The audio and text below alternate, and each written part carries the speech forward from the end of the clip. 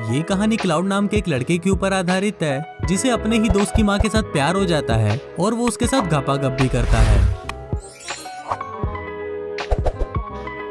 अब इसके बाद कहानी में आगे क्या होता है ये हम आज की इस एक्सप्लेनेशन में देखने वाले हैं। आज मैं जिस फिल्म को एक्सप्लेन करने वाला हूँ उसका नाम है इन द हाउस और ये फिल्म 2012 में रिलीज हुई थी।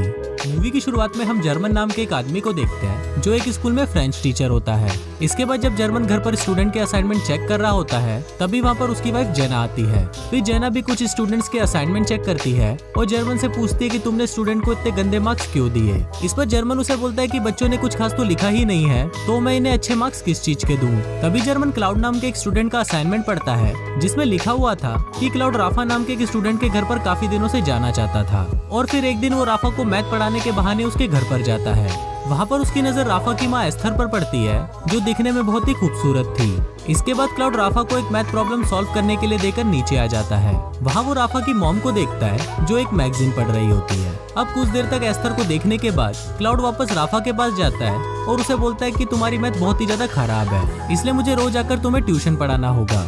अब ये सब पढ़ने के बाद जर्मन अपनी वाइफ को बोलता है कि इस लड़की की राइटिंग स्किल्स बहुत ज्यादा अच्छी है और ये आगे जाकर एक बड़ा राइटर बन सकता है। फिर अगले दिन क्लास के बाद जर्मन क्लाउड से उसके असाइनमेंट के बारे में पूछता है और उसे बोलता है कि अगर राफा को पता चल गया कि तुम उसकी मॉम के बारे में क्या सोचते हो तो तुम बहुत बड़ी मुसीबत में पड़ जाओगे। पर इस पर क्लाउड उसे बोलता है कि ये तो मैंने बस आपको पढ़ाने के लिए लिखा है और फिर वो जर्मन को पिछले असाइनमेंट के आगे का पार्ट देता है। इसके बाद जर्मन अपनी वाइफ के पास जाकर उसे इस बारे में बताता है और वो दोनों आगे की स्टोरी पढ़ने लगते हैं। उसमें लिखा था कि इस बार जब क्लाउड राफा के घर पर गया तो उसकी मॉम बहुत ज्यादा खुश थी क्योंकि क्लाउड की वजह से राफा मैथ्स में काफी अच्छा हो रहा था। फिर जब राफा की मॉम वहाँ से जा रही होती है तो क्लाउड उसे गंदी नजरों से देखने लगता है। अब ये सब पढ़कर जना को काफी अजीब लग रहा था कि एक बच्चा इतना गंदा कैसे सोच सकता है, पर जर्मन को इससे कोई फर्क नहीं पड़ता क्योंकि वो क्लाउड की राइटिंग स्किल से बहुत ज्यादा इम्प्रेस था। फिर अगले दिन जर्मन स्कूल में क्लाउड की फैमिली की इन्फॉर्मेशन निकालता है और उसे पता चलता है कि क्लाउड की फैमिली 2 साल पहले यहाँ पर शिफ्ट हुई है और वो लोग कई बार अपना घर बदल चुके हैं। अब इससे जर्मन को लगता है कि क्लाउड बहुत परेशान रहता है और उसे एक प्रॉपर गाइडेंस की जरूरत है। इसलिए अब जर्मन ये डिसाइड करता है कि वो क्लाउड को एक अच्छा राइटर बनाने में उसकी हेल्प करेगा। फिर क्लाउड भी जर्मन को उसके आगे का असाइनमेंट देता है जिसमें लिखा हुआ था कि जब क्लाउड वापस से राफा के घर पर गया तब राफा और उसके डैड मैच देख रहे थे। तभी राफा की मॉम वहाँ पर आती है और वो क्लाउड के पास आकर बैठ जाती है। थोड़ी देर बाद राफा के डैड को एक अर्जेंट कॉल आता है और वो उठकर वहाँ से चले जाते हैं। अब ये देखकर क्लाउड सोचता है कि अगर ऐसे ही राफा के मॉम और डैड के बीच में दूरियां बढ़ती गई तो वो राफा की मॉम को आसानी से पटा लेगा। अब ये असाइनमेंट जब जर्मन अपनी वाइफ को पढ़ाता है तो अब उसकी वाइफ को भी ये लगने लगता है कि क्लाउड की राइटिंग स्किल्स बहुत ज्यादा अच्छी है। फिर अगले दिन स्कूल में क्लाउड जर्मन को एक और असाइनमेंट देता है जिसे घर आकर जर्मन अपनी वाइफ के साथ पढ़ने लगता है। उसमें क्लाउड ने लिखा था कि मैंने इस बार राफा को मैथ की एक बहुत ही मुश्किल प्रॉब्लम सॉल्व करने के लिए दिया और फिर मैं नीचे राफा की मॉम को देखने चला गया। नीचे राफा की मॉम और डैड आपस में बहस कर रहे थे जिसे देखकर क्लाउड को बहुत अच्छा लगता है।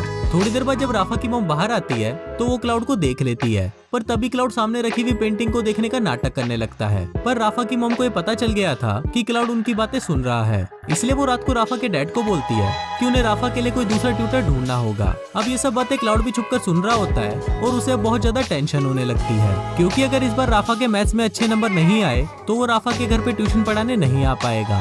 अब बहुत सोचने पर क्लाउड को एक आइडिया आता है और वो अगले दिन जर्मन को मैथ्स का पेपर चुराने के लिए बोलता है और साथ ही वो उसे ये भी बोलता है कि अगर उसने ऐसा नहीं किया तो वो राइटिंग करना छोड़ देगा। अब ये सुनकर जर्मन बहुत परेशान हो जाता है क्योंकि वो क्लाउड को एक अच्छा राइटर बनाना चाहता था इसलिए वो क्लाउड के बोलने पर मैथ्स के पेपर चुरा लेता है और उन पेपर्स को वो क्लाउड को दे देता है। अब अगले दिन जब टेस्ट होता है तो राफा के उसमें बहुत अच्छे मार्क्स आते हैं जिसको देखकर उसके मॉम डैड को बहुत अच्छा लगता है और वो क्लाउड को राफा को ट्यूशन पढ़ाने देते हैं। इसके बाद राफा के डैड क्लाउड को उनके साथ फुटबॉल मैच खेलने के लिए बोलते हैं पर क्लाउड उन्हें मना कर देता है क्योंकि जब वो दोनों मैच खेलने के लिए बाहर जाएंगे तो घर पर राफा की मॉम अकेली होगी जिस वजह से वो उनसे अकेले में मिल पाएगा। फिर अगले दिन जब राफा अपने डैड के साथ मैच खेलने के लिए जाता है तो क्लाउड राफा के घर पर आ जाता है। वहाँ पर राफा की मॉम अकेली थी और उनके पूछने पर क्लाउड बताता है कि वो यहाँ पर अपनी मैथ्स की बुक लेने आया है। पर जब उसकी मॉम मैथ्स की बुक को ढूंढने लगती है तो उसे वहाँ पर कोई बुक नहीं मिलती।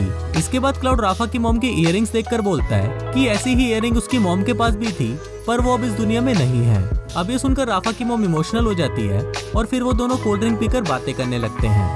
अब ये स्टोरी सुनकर जर्मन की वाइफ उसे बोलती है कि अगर राफा के डैड को इस बारे में पता चल गया तो वो उसे जिंदा नहीं छोड़ेंगे। पर इस पर जर्मन उसे बोलता है कि ऐसा कुछ नहीं होगा।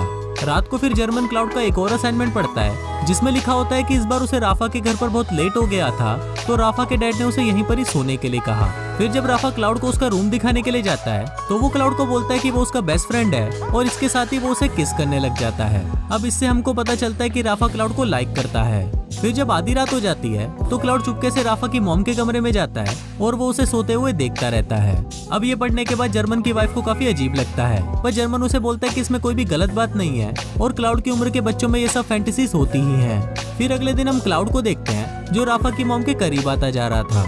इसके बाद रात को राफा की मॉम और उसके डैड के बीच में झगड़ा होता है और वो झगड़ा धीरे धीरे बढ़ने लगता है। फिर राफा के डैड जब गुस्से में वहाँ से बाहर चले जाते हैं तब वहाँ पर क्लाउड आता है और वो क्लाउड की मॉम को एक लेटर देकर वहाँ से चला जाता है। अगले दिन उस लेटर को पढ़कर राफा की मॉम क्लाउड को अपने पास बुलाती है और फिर जब वो लोग बातें कर रहे होते हैं तो क्लाउड जर्मन को इमेजिन करने लगता है। इसके बाद राफा की मॉम को वो लेटर पढ़कर बहुत अच्छा लगता है और वो वहीं पर ही क्लाउड को किस करना शुरू कर देती है। अब ये सब राफा खिड़की से छुपकर देख रहा होता है और उसे ये देखकर बहुत बुरा लगता है, जिसके बाद वो अपने रूम में आता है और आत्महत्या कर लेता है और असाइनमेंट के लास्ट में लिखा होता है कि कहानी अभी बाकी है। अब जब जर्मन ये सब पढ़ता है तो वो शॉक्ड हो जाता है और अब वो ये बात अपनी वाइफ को भी नहीं बता सकता था। फिर अगले दिन जब जर्मन स्कूल जाता है तो वो वहाँ पर राफा के बारे में पूछने लगता है।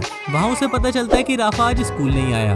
अब ये जानकर जर्मन काफी परेशान हो जाता है और वो एक टीचर के पास जाकर उसे राफा के घर पर कॉल करने के लिए बोलता है। फिर जब टीचर राफा के घर पर कॉल करती है तो उसे पता चलता है कि राफा बीमार है, इसीलिए वो आज स्कूल नहीं आया है। अब ये सुनकर जर्मन को थोड़ा अच्छा फील होता है और फिर वो क्लाउड से पूछता है कि आज तुमने असाइनमेंट में झूठ क्यों लिखा। इस पर क्लाउड उसे बताता है कि ऐसा उसने इसलिए किया क्योंकि वो कहानी को थोड़ा और इंटरेस्टिंग बनाना चाहता था। अब जर्मन को भी ये लगने लगा था कि अगर राफा को ये सब पता चल गया तो वो सच में आत्महत्या कर लेगा, इसलिए वो क्लाउड को ये सब लिखना बंद करने को बोलता है। पर क्लाउड उसे मना कर देता है और बोलता है कि अब मैं लिखना बंद नहीं कर सकता। अभी सुनकर जर्मन उसे बोलता है कि ठीक है, पर अब से मैं तुम्हारी कोई स्टोरी नहीं पढ़ूंगा।